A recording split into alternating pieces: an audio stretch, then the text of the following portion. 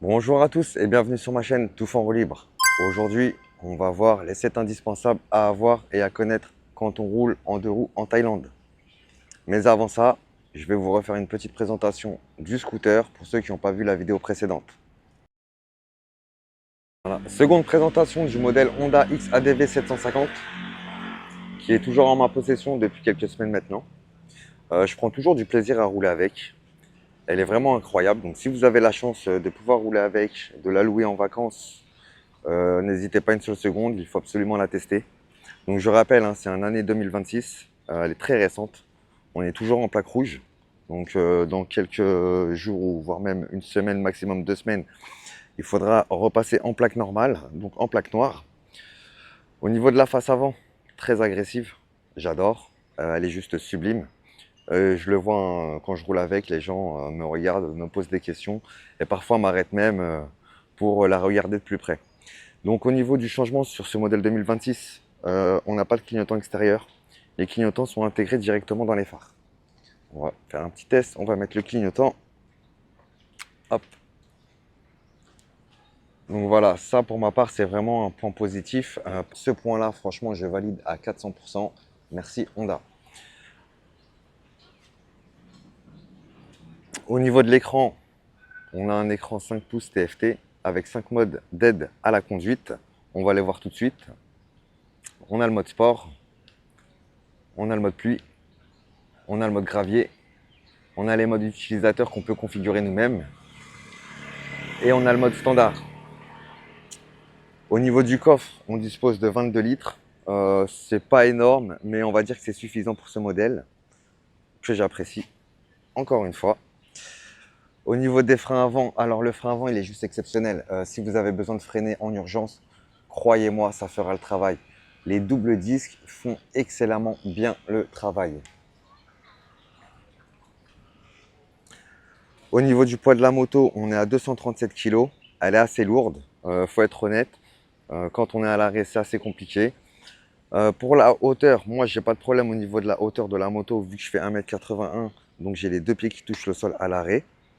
Je reviens sur la bulle réglable qu'on peut régler maintenant à une main, ce qui n'était pas le cas sur les anciens modèles. Donc ici on peut loquer et déloquer la bulle et la bouger. Voilà. Donc on peut la régler maintenant à une main. Mais bon, pour ma part, c'est pas suffisant sur ce point. Je pense que Honda aurait pu faire comme le Forza et mettre une bulle électrique.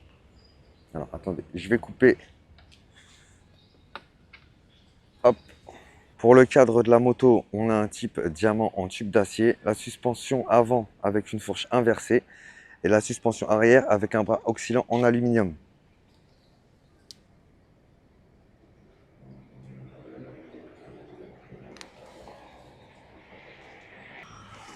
Pour le moteur et les performances, on a un bicylindre en ligne de 4 temps, 8 soupapes avec refroidissement liquide.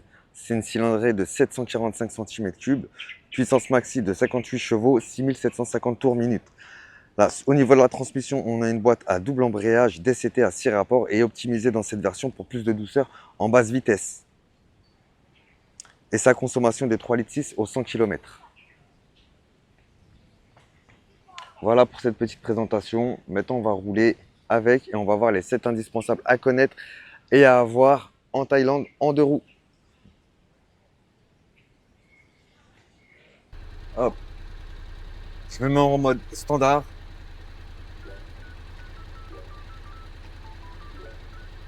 Voilà, pour une conduite tranquille.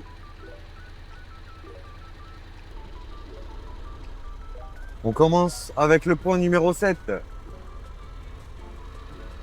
Toujours avoir de l'argent liquide sur soi. Pourquoi? Parce qu'en Thaïlande, l'argent liquide, c'est le nerf de la guerre.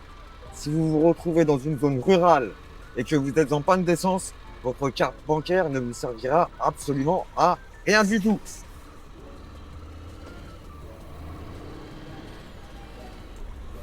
On continue avec le point numéro 6, le plan météo. Assurez-vous de consulter la météo du jour avant de prendre la route pour éviter que le ciel ne vous tombe dessus.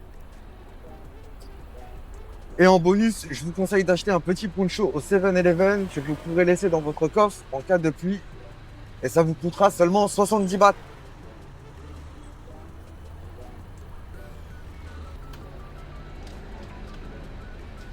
Hop là, on se retrouve au feu rouge pour quelques minutes. C'est très long et aujourd'hui, il fait vraiment très chaud. Le point numéro 5, un support téléphone et un numéro de téléphone d'urgence. Utiliser son téléphone en conduisant sur scooter, c'est absolument dangereux et c'est vraiment pas confortable. Et vous pouvez être verbalisé d'une amende en cas de flagrant délit. Pour les numéros d'urgence, vous aurez besoin du numéro de la police touristique qui est le 11 55 et celui de ton loueur en cas de panne ou autre pépin. Pour le point numéro 4, c'est un indispensable. Un casque de qualité avec une visière propre qui te permettra d'avoir une bonne visibilité et d'assurer ta sécurité et d'être dans les clous en cas de contrôle par la police.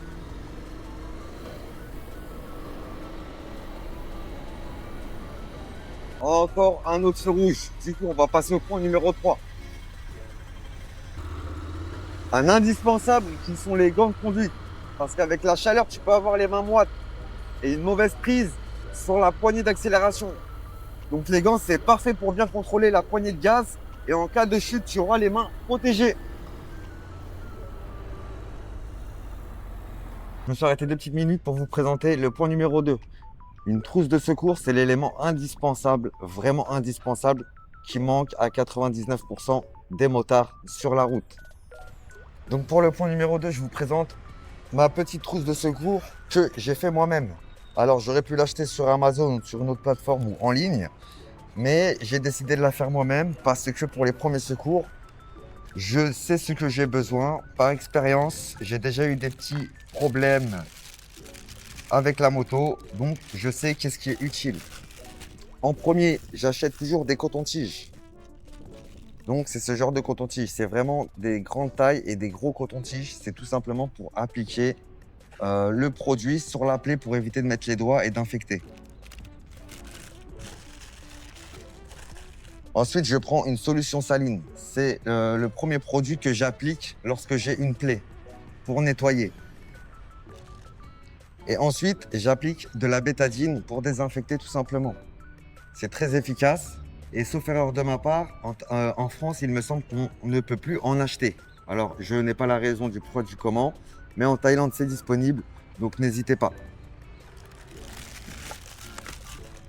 Et pour terminer, des pansements waterproof. C'est vraiment important parce que ici en Thaïlande, avec la pollution, la chaleur et l'humidité, les infections, elles prennent de l'ampleur et ça s'infecte vraiment très vite.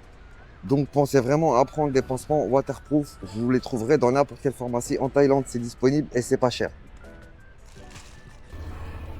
Et on va terminer avec le point numéro 1, le permis international et l'assurance sont les points non négociables lorsque l'on voyage en Thaïlande. Parce que sans le permis A+ international, ton assurance ne vaut absolument rien du tout. Et en cas d'accident, même si tu es pas en tort, les frais d'hôpitaux seront pour ta poche. Et ici en Thaïlande, c'est exorbitant. Il faut vraiment penser à prendre une assurance parce que c'est le plus gros risque financier pour ton voyage, voire même pour ta vie.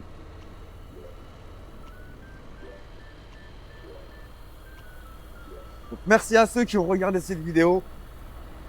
Pensez à vous abonner, pensez à mettre un petit like, pensez à mettre un petit commentaire. Supportez la chaîne, aidez ma petite chaîne. On n'est pas beaucoup, on est 80 abonnés. Je tenais à remercier énormément les personnes qui se sont abonnées à ma chaîne. Je vous fais un gros big up à tous et je vous dis à bientôt dans la prochaine vidéo.